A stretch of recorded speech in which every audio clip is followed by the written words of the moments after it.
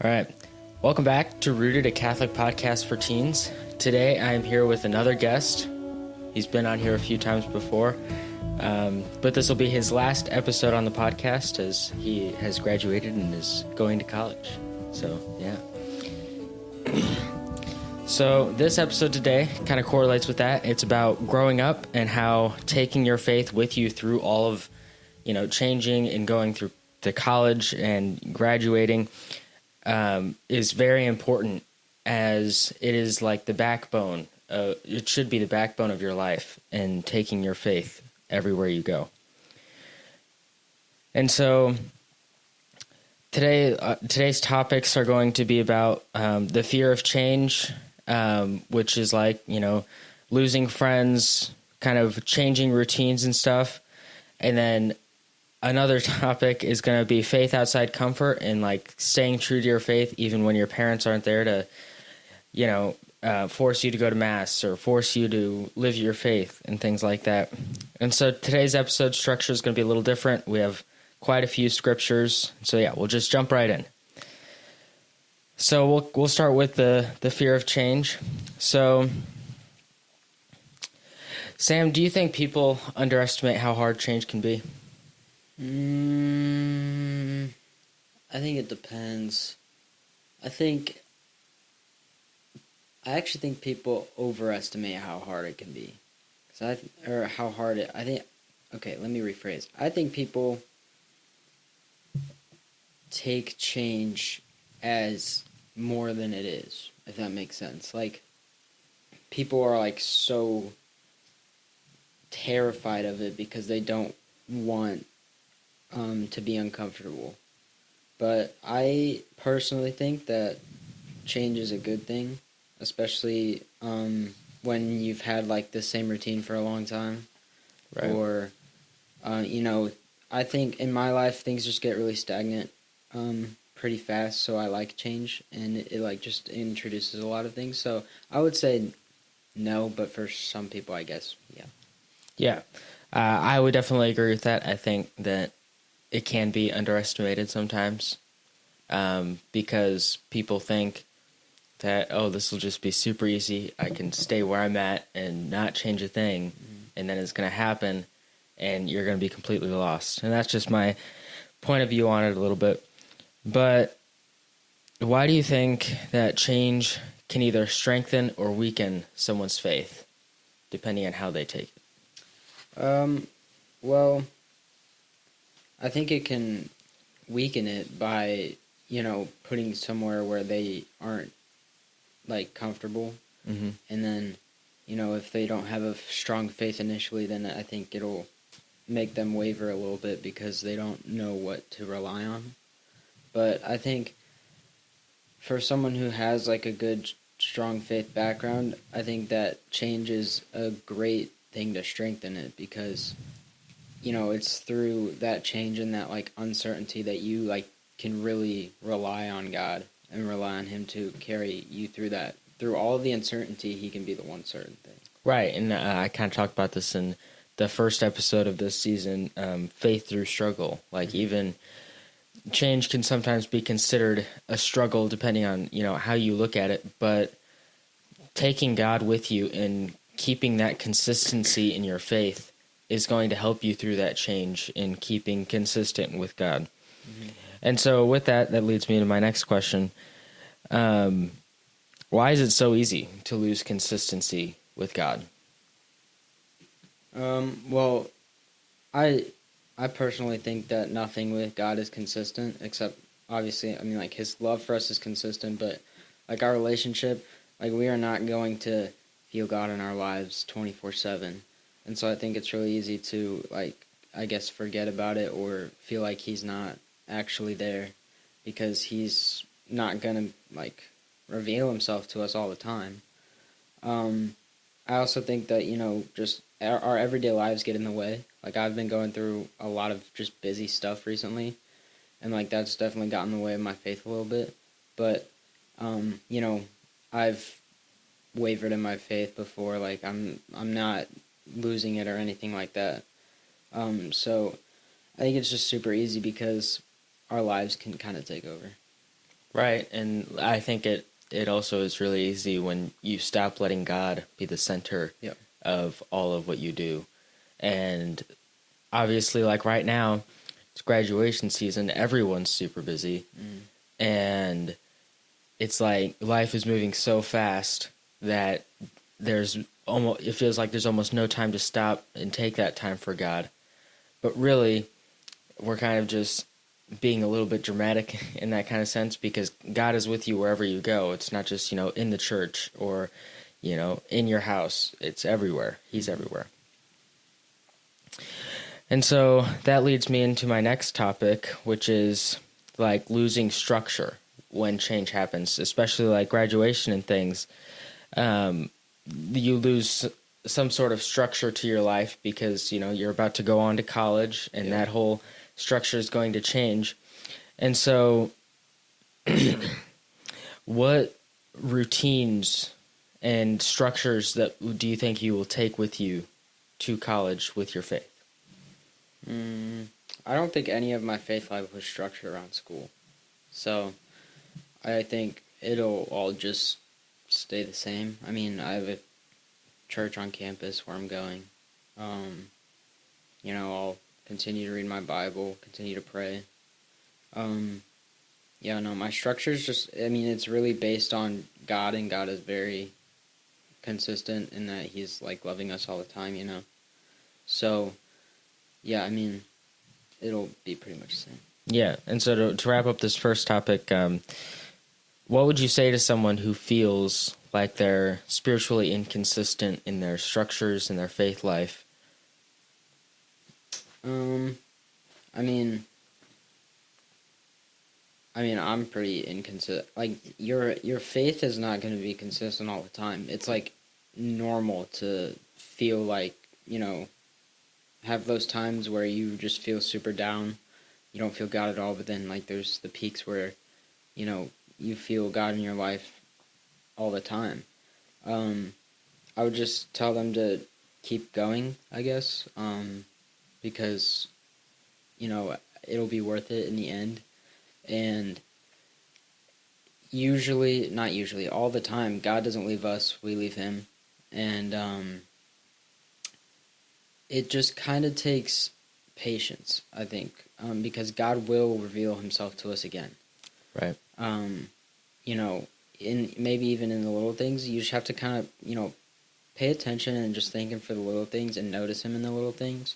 And when you do that, it makes your faith, it just makes it so much more beautiful, I think. So yeah, I completely agree with that, and that really leads into the next thing, and in keeping those structures, but also taking your faith outside of what seems regular throughout, high school and grade school, when your parents are there to take you to mass and to, force you to be consistent in going to mass and things like that. Mm-hmm. And so that leads me into my question here. Why is faith easier when everyone around you is also doing the same thing? Well, I think it's easier to follow than to lead. It takes a lot of, I don't know what the word I'm looking for, just confidence. It takes a lot of confidence to, lead a faith life when everybody around you isn't. And it's a lot easier to just follow the crowd, So I think when everyone around you is practicing the same thing, then it makes it a lot easier because you fit in, but it's also just like a comfortable space, like a safe space. And when you're not around that, it kind of feels like everybody might be against you or nobody agrees with you and you're kind of alone. Right. I completely agree with the being alone in your faith when not everybody around you is practicing their faith or is even believing at all. Mm-hmm. But yeah, so it's easy to believe when everyone around you is the same in terms of faith, and we all believe in the same God. But once you, or at least for me, I guess I haven't graduated high school, but in my opinion, when you graduate high school and you move on into college and adult life, to me it might seem difficult to take ownership for your faith. And like you said, with the feeling of loneliness when people around you don't believe in the same thing. and it's like you're standing alone in this crowd of people.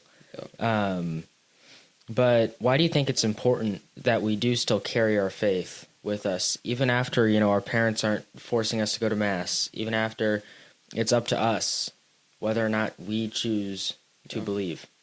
Well, I mean, I haven't gone to Mass with Mom and Dad in like a long time, just because I've had work, so it doesn't line up with my schedule. So for a while now, I've taken myself to Mass probably, half a year now. It's just like part of my routine. But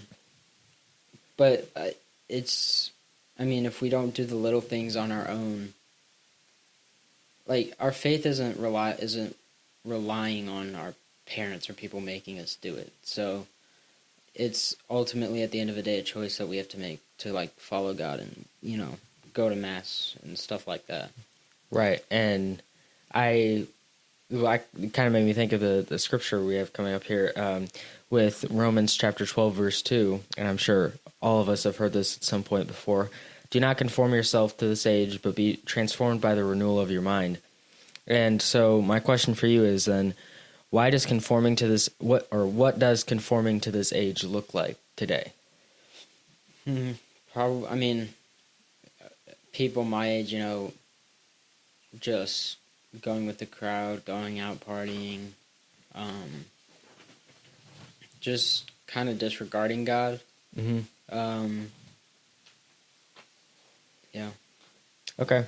Well, what I was going to kind of say to that is, like, just being what everyone else tells you to be. Yeah. Right? Not having that originality, in a sense, in your faith, and just kind of going with the crowd. And kind of like now, we talked about this before, but how difficult it is being a leader instead of a follower. Mm-hmm. And I think that one thing that is important, especially when you graduate, even grade school and high school, is being a leader in your faith and consistently trying to lead yourself to God instead of expecting everyone else to do it for you.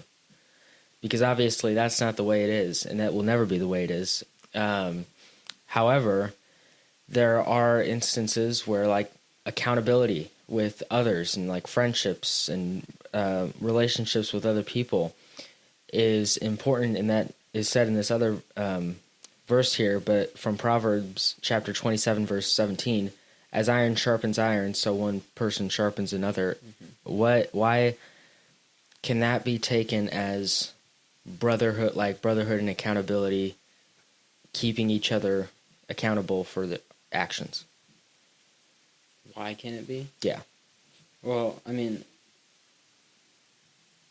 I think with every God-centered friendship, accountability is like one of the number one things that should be implemented. As iron sharpens iron, I guess, like a person can lift up another person. In Ecclesiastes, it says that, two is better than one because, one person can lift up the other. Right.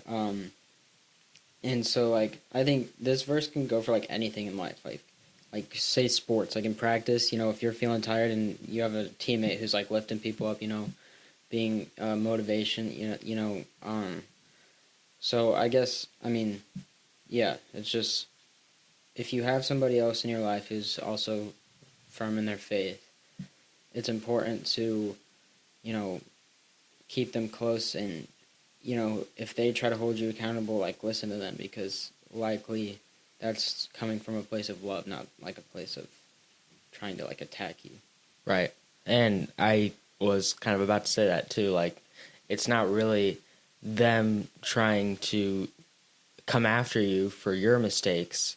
They're trying to hold you accountable, like any good friendship relationship would be, because obviously without being held accountable for actions and stuff, you just get lazy. And it stops being something that's important in your life, and the things that shouldn't be important are important to you.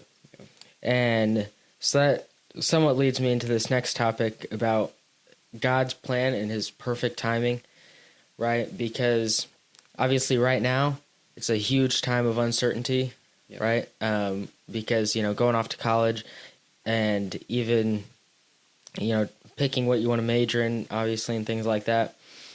But the one thing I want to get out of this topic here is that God's timing, it's perfect. Like nothing is going to change God's timing because He has a plan for you, right? I think it's Jeremiah chapter 1, verse 5, I believe, is before I formed you in the womb, I knew you, I set you apart, right?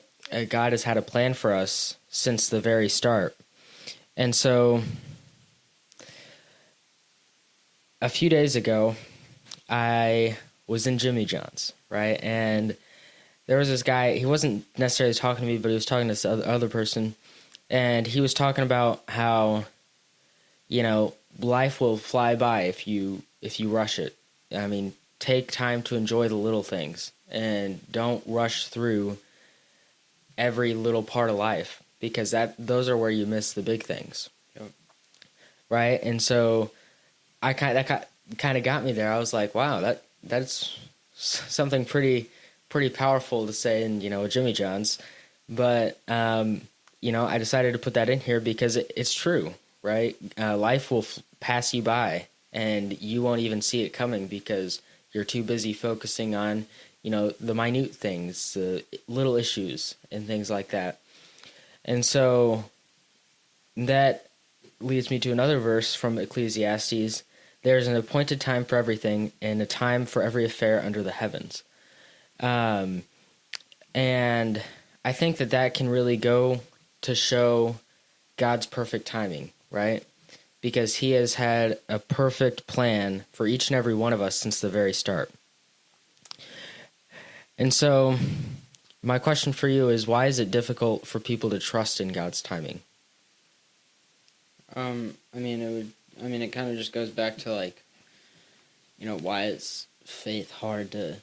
It's just hard because you don't know, and it's just all uncertain, and it takes faith and trust and patience, and with those things come with practice and just getting to know God. Because if you don't know God, you're not going to trust Him. You wouldn't trust somebody you just met on the street. So, you just kind of have to keep praying, keep getting to know Him, and over time, that trust is built, and the faith is just continually brought up. But yeah, it's hard because, it's uncertain, and we just don't know. Right. And, you talked about trusting in God and how knowing Him is going to help you build that trust because you wouldn't trust a random person you just met on the street, right? Mm-hmm. And so this next verse comes from Proverbs chapter 3, verses 5 through 6. And it is, trust in the Lord with all your heart and He will make straight your paths, right? I feel like, especially in today's world, we spend so much of our time worrying about what others are doing, and we don't pay attention to our own lives, right? And kind of like how I said earlier, life will pass you by if you don't pay attention.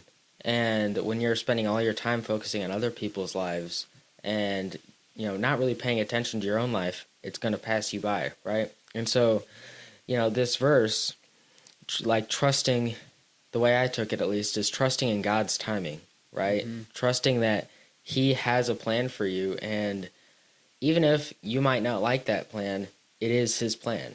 Yep. And it's going to happen whether you want it to or not. Mm-hmm. But trusting in God and trusting that He's gonna get you through this, right? He will make straight your paths.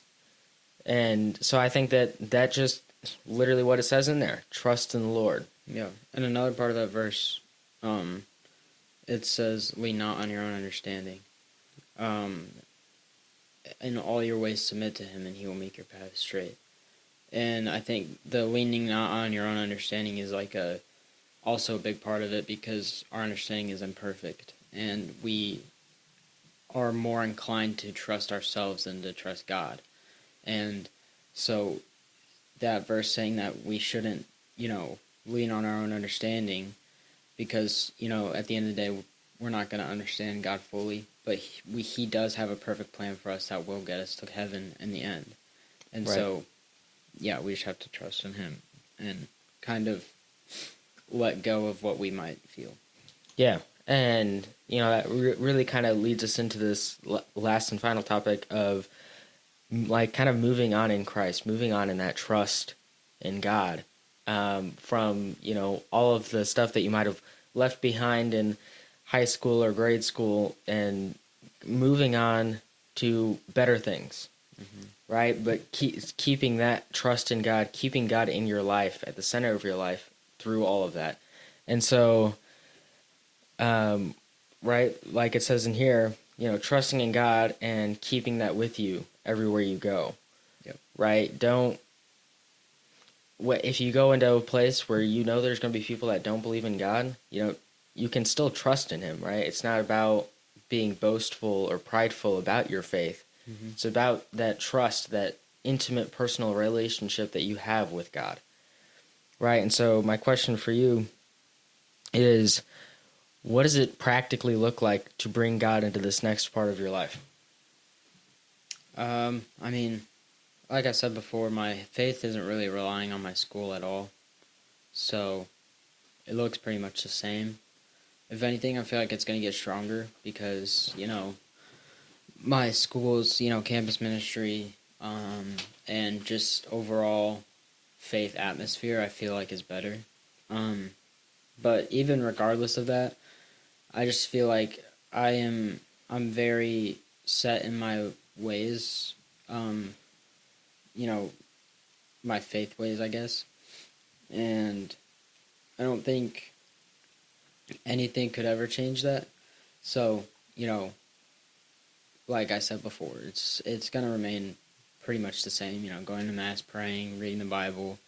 And even in like a college environment where sin is everywhere. I mean, sin is everywhere anyways. Just staying reliant and trusting and just firm in my faith. Right. And, that is kind of the same thing that this verse from Joshua chapter 1, verse 9, be strong and courageous. Do not be afraid. Do not be discouraged, for the Lord your God will be with you wherever you go. And keeping that strength in Christ, right? This might be like an uncertain time in a lot of people's lives, and keeping that firm relationship and staying firm in your ways, right? Mm-hmm. And staying true to your faith, and not like changing your faith with your education, I guess. Yep. Is an important thing. And so leading us into this next verse, however, from Philippians chapter 1, verse 6, I am confident of this, that the one who began a good work in you will continue to complete it. That just continues that theme of trusting in God's plan, right? Keeping true to your relationship with Him and not wavering away from that and trying to consistently get away from that, right? In my opinion, at least, we go to a Catholic school, and you're going to a Catholic school. I feel like a lot of people after Catholic school will just forget about their faith because it's not going to be instilled in them after Catholic school, mm-hmm. right? And if you go on to a public school, a public university, they're not going to care, right? But it's still important to trust in God's plan and keep true to Him, right? Because these are the times when you will be drawn away from Him with all these different things. And like you said, sin is everywhere. Sin is all over the world. But it is important to still trust in God and still keep that relationship with Him, regardless of what else is going on in the world. That should be the most important thing in your life, is your relationship with God. Mm-hmm. And so, what do you hope that listeners will take away from this episode, as it is your last episode and you're going off to college, and what you're saying? I would just say, in all the uncertainty, let God be the one certain thing. He will always be there for you, and he always loves you, and he always has your best interest at heart, and he will never lead you astray. So, yeah, just even when it's hard, even when you don't feel anything, just continue to trust him because, you know, like Proverbs chapter 3, verse 5 through 6, don't lean on your understanding because he is silently working in the background, and if you're just patient, he will reveal himself to you. Right. And so that really leads us into our saint of the day. It fits our story perfectly. But change can either pull us away from God or push us deeper into him, right? We talked about this. And St. Catherine of Siena, who's our saint of the day, is a perfect example of this as someone who has embraced change through their faith, right? So kind of a little synopsis of who St. Catherine of Siena was. She was profoundly influenced by the papacy. She authored a book called The Dialogue. But kind of the key thing about her life was she lived a life of extreme piety and service despite being one of 25 children, which quite an interesting life I'm sure that would have been.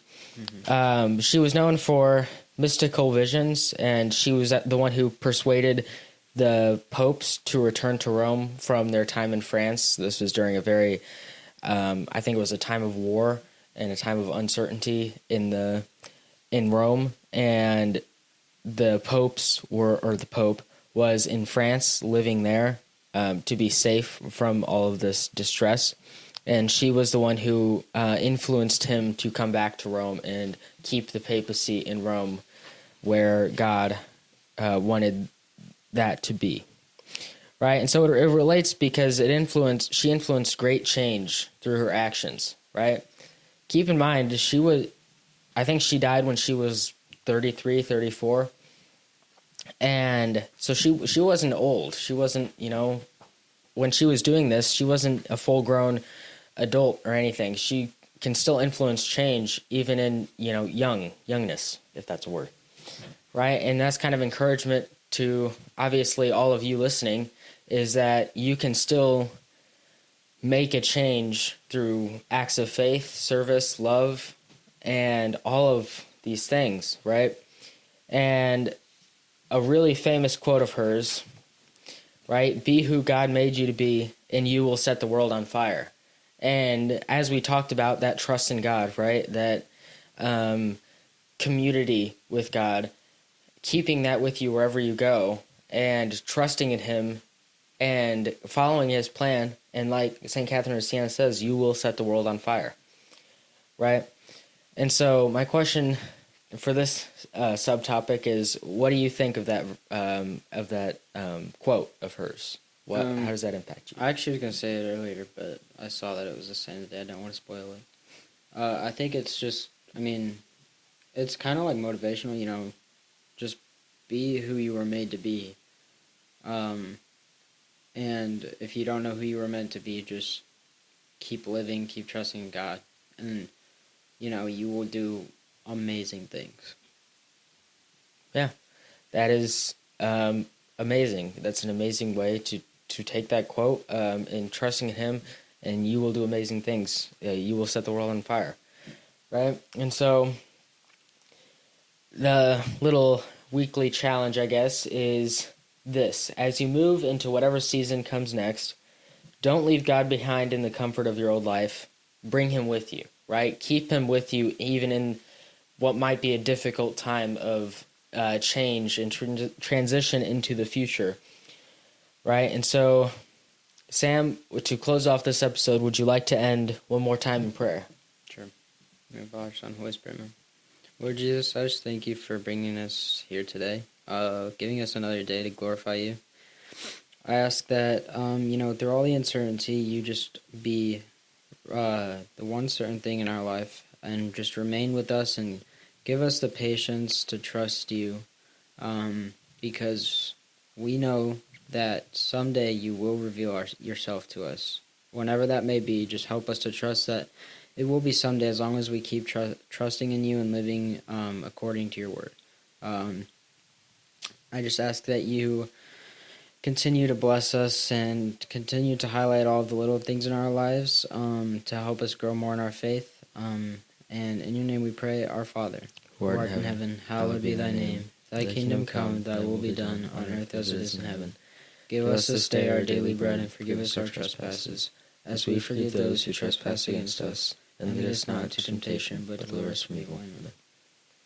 All right. Well, thank you, Sam, for being on this episode of the podcast. You've obviously been on here a few times, and this is congratulations on graduating. Thank you. This is a big time, and so good luck at St. Ambrose and all of your future whatever you want to do. Yep. And thank you very much. And a verse that I wanted to mention one more time is that verse from Ecclesiastes chapter 3 verse 1. There is an appointed time for everything and a time for every affair under the heavens, right? And so to all of you, just trust in God's timing, and he will make straight your paths, right? And trust in him and take that trust with you wherever you go. So thank you, Sam, once again. And awesome.